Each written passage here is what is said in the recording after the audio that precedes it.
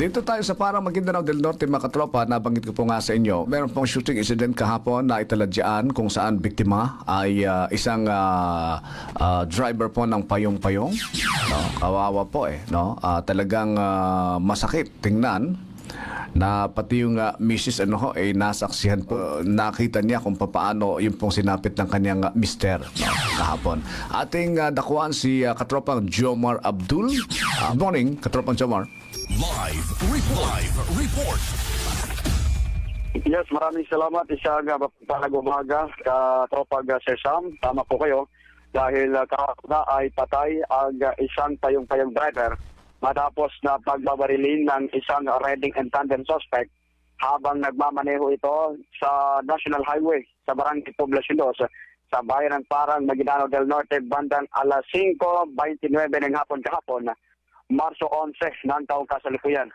Inilala ang nasawing biktima na si Kamar Minandang, 20 anyos, may asawa, na residente naman ng Campo 1 sa bayan ng Matanog sa probinsya ng Maguindanao del Norte.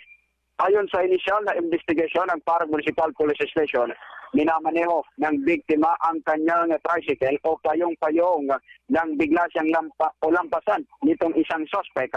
Nasakay rin ng motorsiklo sa pinagbabaril. Natamaan ng 2 beses sa ulo ang biktima gamit ang hindi pa matukoy na uri ng armas. Na-recover din ang mga otoridad ng 2 basyo ng bala sa nasabing crime scene. Agad na tumatas ang suspect patungo sa hindi pa malamang direksyon. Agad din na rumesponde sa pinagsanib na puwersa ng Parang Municipal Police Station at iba pang unit ng kapulisan matapos makatanggap ng tawag mula sa isang concerned citizen.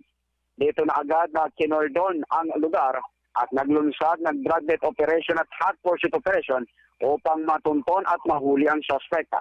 Samantala, agad din kinuha ng pamilya ang labi ng biktima para sa agarang libing nito ayon sa paniniwala ng Islam.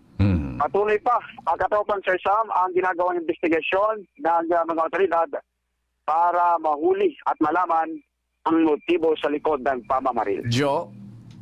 Yes, katropang Sir Sam. Kasama niyo pa yung misis niya bago siya nabaril? Bati doon sa ating nakalap na pagtatanong-tanong natin kahapon, katropang Sir Sam, ay yung anak niya na lamang, yung kasama nito dahil huli na dumating sa lugar yung kanyang asawa nang malaman na nabaril nga itong kanyang asawa o yung kanyang mister. Nakakalungkot, no? Anyways, sana ay mabigyan ng hustisya yung pong sinapit nating driver na ito.